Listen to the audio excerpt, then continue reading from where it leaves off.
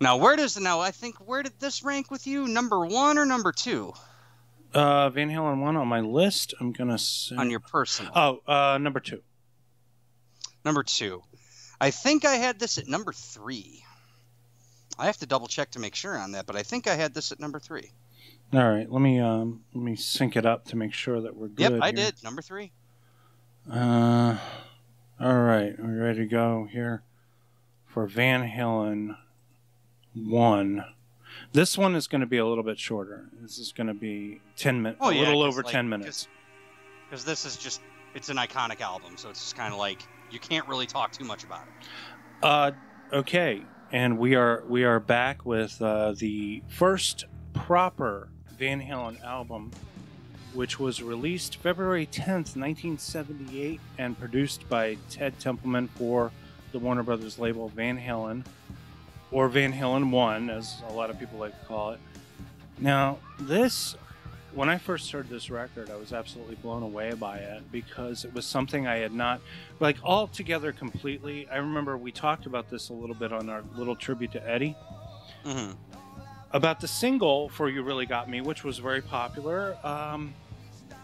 And I believe, like, it was something that you never really heard before because the record also has the Eruption instrumental. You didn't really generally get a separate track for just a little bit of noodling by a guitarist, but this is a record that announces its guitarist right here, right? Pretty much. Just as you think when you heard Runnin' with the Devil with some good guitar playing, now here's some good fucking guitar playing. This is incredible when you listen to it because it's a combination of different styles. You have, okay, this is another thing David Lee Roth talked about. He talked about the rumba. He said that Jamie's Cryin is a rumba because it starts off with boom boom boom boom boom bum bum bum bum boom boom boom boom bum jum bum. That's a rumba. So you have a conglomeration of different styles, and then you have like a little bit of the influence.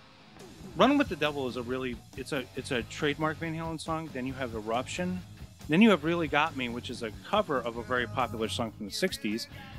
And then you keep moving on, and then you go into things that are like, wait, is that punk? This is punk. Is that country? Then I'm the One follows right after that, I believe. Or Ain't Talking About Love as well. Ain't Talking About Love, and then I'm the One. There we go. Ain't Talking About Love, then I'm the One. So you've got punk, you've got country music, you've got rockabilly, you have good old fashioned rock and roll, and you have rumba. And then you have like something like Feel Your Love Tonight, which sounds a lot like Cheap Trick. Like if Cheap Trick were to cover Van Halen, they would do Feel Your Love Tonight. Because that's a...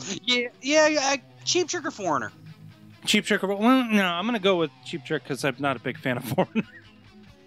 Okay, them's fighting words. That's for another time. But, I'm sorry, but I've been waiting for a girl like you. I didn't say that Foreigner, even though... No, that's off my favorite fucking Foreigner album, but the other 3 albums don't got that sappy... Are you talking about a jukebox hero? Got stars in your eyes.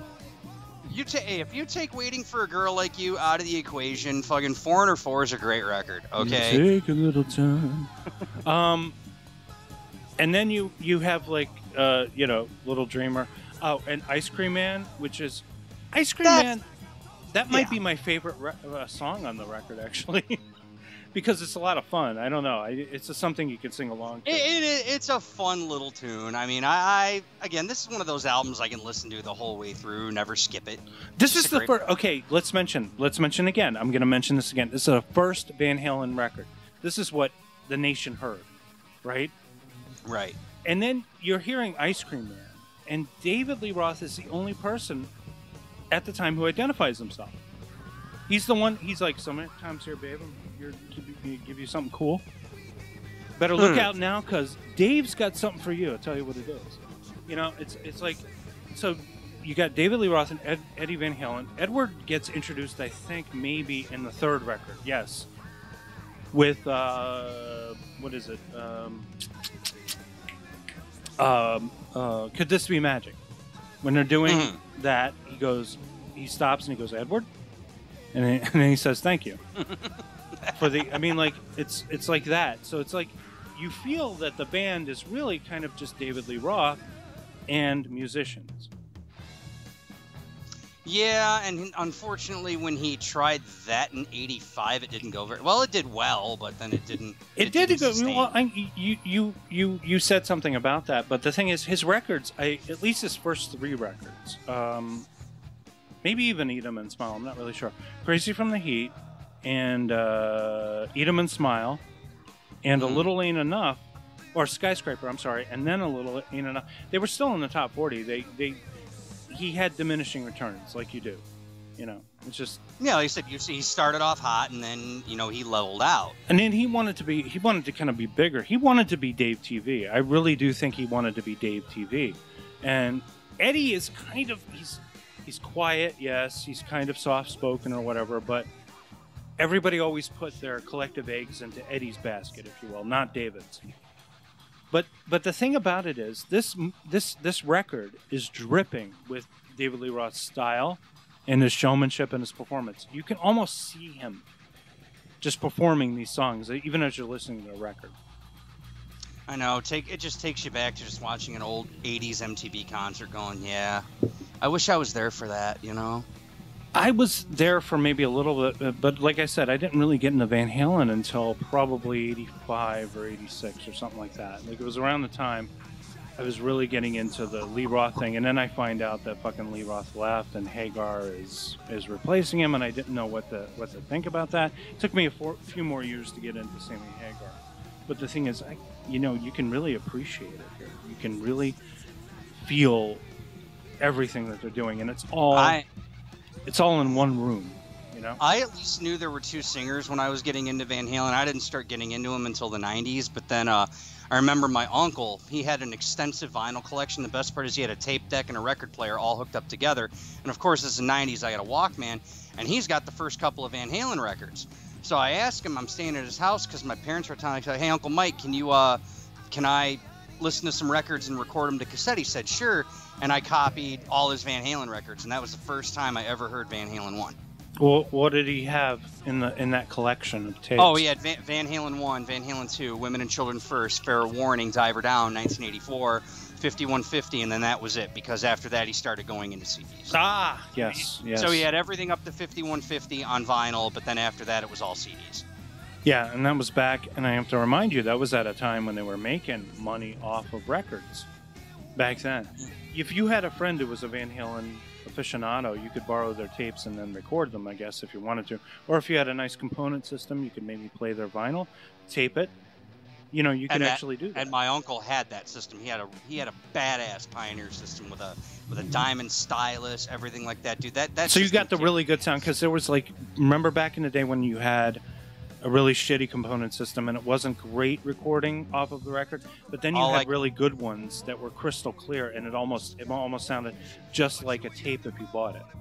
It did, and luckily my cousin gave me a Pioneer Centrex from '81, but it still worked. Oh man, those were the days. You remember that? Oh man, that was so awesome back then. That was back when we had to have friends. You know, now we don't have to have friends, so we just steal everything.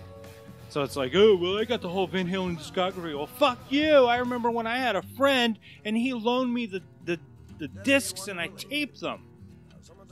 And I had to do it in real time, too. Exactly. Like none of my cousin who lived down the street. See, he eventually came back from the military, and I got to copy all his CDs to tape instead of vinyl.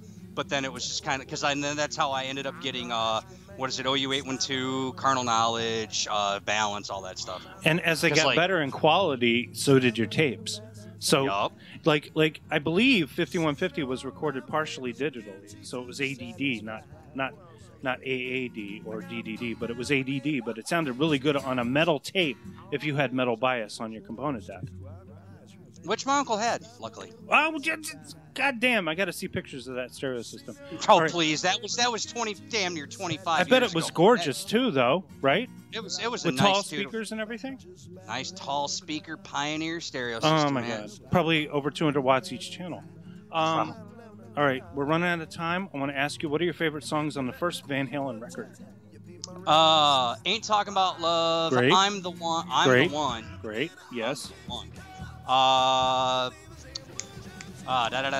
Feel Your Love Tonight. Yeah, I can't wait to feel your love tonight. How about we just say this? The whole entire side 1, followed by Feel Your Love Tonight on side 2 and Jamie's Cryin. The other songs are good, but I could take them or leave them. Really good. I love them all. I love Ice Cream Man. I love On Fire. I love Little Dreamer. Great. Atomic Punk. Fucking awesome. I'm the One. You really got me. Eruption, Runnin with the Devil. Love them all. Great record. That whole record's great. Unfortunately, like we said, this is my number 3. Yes, I love this whole record, but it's my number 3 favorite Van Halen album. For I know, shame. it's sacrilege. For shame. Well, it's number 2 for me. My favorite is coming up next, which we'll get to at some point in the undefinable future, probably after Election Day, but we'll talk about that next. Thanks for joining us. All right, have a good night, guys. Take care. All right.